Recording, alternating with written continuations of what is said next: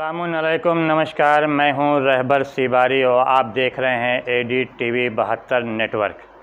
बचपने में हम सबको बताया गया, आप सबको भी बताया गया होगा, समझाया भी गया होगा, बड़े बुज़ुर्गों ने भी बताया गया होगा कि और पढ़ाया भी गया होगा कि अगर किसी चीज़ को बड़ा दिखाना है तो छोटी लकीर के सामने बड़ी लकीर खींच दिया जाए।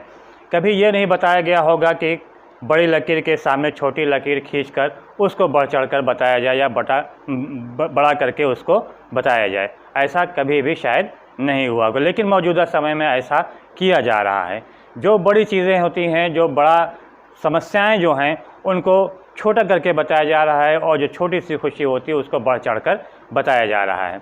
ऐसा करने से अपनी गलतियों को, अपनी समस्याओं को, अपनी विफलताओं को छुपाने का भी प्रयास मौजूदा समय में किया जा रहा है।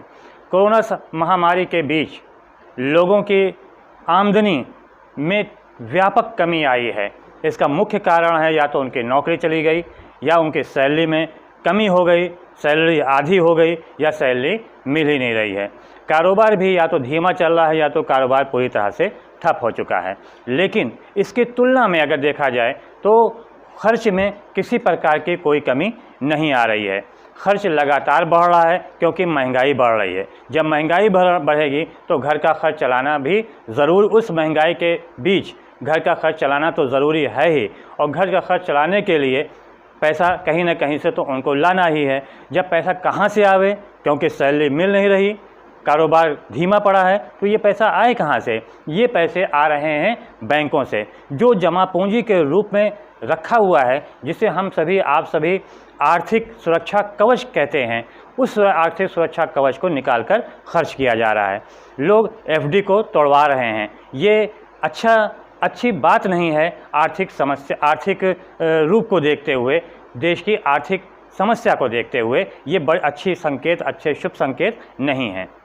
बीते दिनों एक बिजनेस संस्था है, उस बिजनेस संस्था ने एक आंकड़ा की जानकारी लोगों को दिया। उसमें ये बताया कि देश का एक बड़ा तबका जिसकी आमदनी में कमी हुई और आमदनी में कमी होने के चलते उसकी बचत कम हो गई, और जब बचत कम हुई तो उसने अपने आर्थिक सुरक्षा कवच को खर्च करना शुरू किया। दूसरा आंकड़ा जो उसने दिया, उसमें यह दिया गया कि विदेश निवेश देश में थोड़ा सा बढ़ा है। ये दो चीज़ें जब सामने आईं, उस समय हमारे वित्त मंत्री ने फ़ौरन ट्वीट किया।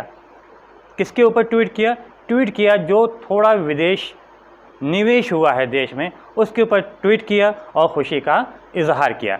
लेकिन देश का एक बड़ा तबका जिसकी आमदनी कम हुई, जिसकी बचत कम हुई, इसके बारे में किसी प्रकार का कोई तस्करा नहीं किया गया, जबकि वास्तव में इसको लेकर ट्वीट करना चाहिए था, इस पर चिंता व्यक्त करनी चाहिए थी, लेकिन ऐसा नहीं हुआ। इस बड़ी लकीर को छोटा करके बताने के प्रयास किया गया, जब वो छोटी सी लकीर जो कि विदेशी निवेश देश में कुछ बढ़ा है, उसको बढ़ चढ़कर बताया गया, उस पर खुशी का इजहार किया गया, जबकि वास्तव में ये पता भी नहीं कि ये विदेशी निवेश कहाँ हुआ, कैसे हुआ, कितना हुआ। इस बारे में सही आंकड़ा किसी के पास नहीं है। लेकिन फिर भी चलिए, राहत की खबर है, खुशी है कि हाँ, कुछ विदेश निवेश बढ़ा तो इस कोरोना महामारी संकट के बीच में।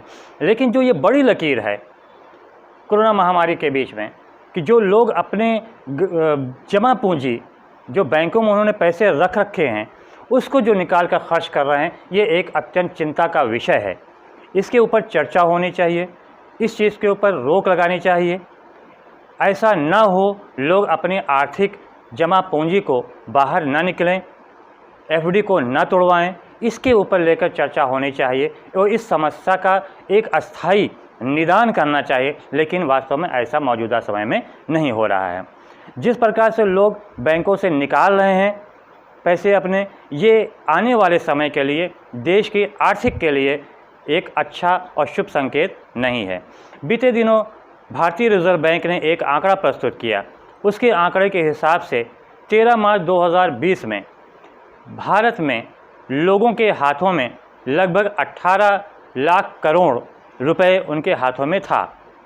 यही चीज़ कोरोना महामारी के बाद इनके हाथों में ये कैश रुपए जो हैं, ये बढ़कर लगभग 28.5 लाख करोड़ रुपए हो गए। वर्ष 2016 में जब नोटबंदी थी, उस समय लोगों के हाथों में लगभग 18 लाख करोड़ रुपए थे। ऐसे में इस 5 वर्षों में कोरोना संकट के कारण लोगों के हाथों में 28.5 लाख करोड़ रुपए कैश में आ गए। ये जो कैश राशि इनके हाथों में आई है, ये बोनस के रूप में नहीं मिली है इनको राशि, इनको सैलरी बढ़ाई नहीं गई है, इनको कहीं बाहर से पैसा नहीं मिल गया, इनका कोई कारोबार बढ़ चढ़ कर नहीं चल रहा है। ये सारी कैश वो है जो बैंकों से निकाला गया है। अब जब बैंक से निकाल कर ये आम आदमी पैसा खर्च कर रहा है, तो आने वाले समय में बैंकों की स्थिति क्या होगी, इसके बारे में भी चिंता करने की कोई सुध नहीं ले रहा है। क्या अगर सारे बैंक से रुपए लोग बाहर निकाल लेंगे, और निकाल रहे हैं, क्योंकि जिस प्रकार से कोरोना महामारी का दौर अभी भी जारी है, लोग आर्थिक संकट से जूझ रहे हैं, घर का खर्च चलाना मुश्किल हो रहा है। इन मुश्किलात में जिस प्रकार से वो बैंकों से रुपए निकाल रहे हैं, अगर इसी प्रकार से निकालते रहे तो एक समय ऐसा भी आएगा कि बैंक में कुछ ही का कुछ रुपए ही नहीं रह जाएगा। अगर ये कंडीशन आने वाले समय में होती है तो ये देश के लिए एक बड़ा आर्थिक संकट खड़ा हो जाएगा। बीते दिनों एक निजी संस्था ने एक और आंकड़ा दिया कि कोरोना महामारी के चलते, उससे पहले एक आंकड़ा और भी था जिसमें यह था कि भारत का एक बड़ा तबका वो मिडिल क्लास का है। लगभग 45%, कुल आबादी का लगभग 45% से ज़्यादा जो आबादी है वो मिडिल क्लास की है। इस मिडिल क्लास के लगभग 1.25 करोड़ की आबादी कोरोना महामारी के चलते, आर्थिक तंगी के चलते गरीबी रेखा से नीचे चले गए। किस क्लास के हैं ये? मिडिल क्लास के लोग हैं, जिनमें लगभग 1.25 करोड़ लोग इस 1.5 वर्ष के अंदर गरीबी रेखा से नीचे चले गए। अब सवाल ये आता है कि ये गरीबी रेखा से नीचे गए क्यों, इसका कारण क्या था? इसके ऊपर किसी तरह का कोई ट्वीट नहीं किया जाता, इसको लेकर किसी प्रकार की कोई चर्चा नहीं की जाती। आम आदमी के बीच में भी इसे लेकर किसी प्रकार की कोई चर्चा नहीं है। वास्तविकता यह है कि ये गरीबी रेखा से नीचे सिर्फ इसलिए चले गए क्योंकि इन्होंने अपने बैंक में जमा पूंजी को पूरी तरह से खर्च कर डाला।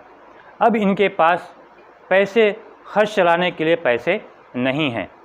अगर इसी प्रकार से एक संस्था ने और अपना रिपोर्ट जारी किया, उनके अनुसार कि अगर इसी प्रकार से कोरोना संकट चलता रहा, नौकरियां जाती रहीं, सैलरी कम हुई या नहीं मिलती रही और कारोबार भी इसी प्रकार से धीमा चला, तो आने वाले समय में गरीबी रेखा से नीचे जाने वालों की संख्या और भी बढ़ जाएगी। अगर ऐसा हुआ तो देश के लिए एक बड़ा आर्थिक संकट होगा। लेकिन इसको लेकर न तो सत्ता पक्ष और न ही विपक्ष किसी प्रकार की चर्चा करने को तैयार है, बल्कि चर्चा इस बात पे हो रही है कि धर्मांतरण क्यों हो रहा है, धर्मांतरण पे क्या होना चाहिए, धर्मांतरण पे कराने वाले या करने वालों के ऊपर कड़ी कार्रवाई करनी चाहिए। इसके ऊपर ज़ोर शोर से चर्चा की जा रही है और सिर्फ इसलिए चर्चा हो रही है, इसलिए इसको आगे बढ़ाया जा रहा है क्योंकि आने वाले समय में विधानसभा चुनाव कई प्रांतों में होने हैं। लेकिन इस बात पर चर्चा नहीं है, इस बात को लेकर कोई ठोस कदम नहीं उठाया जा रहा है। इस प्रकार इस चीज़ को लेकर कोई चिंता व्यक्त नहीं की जा रही है कि अगर इसी प्रकार की आर्थिक मंदी चलती रही तो आने वाले समय में हम सभी कितने नुकसान में होंगे और कितना बड़ा नुकसान हम सभी को उठाना पड़ेगा। इसको लेकर ना तो कोई ट्वीट करता है और ना किसी प्रकार की कोई चर्चा करता है।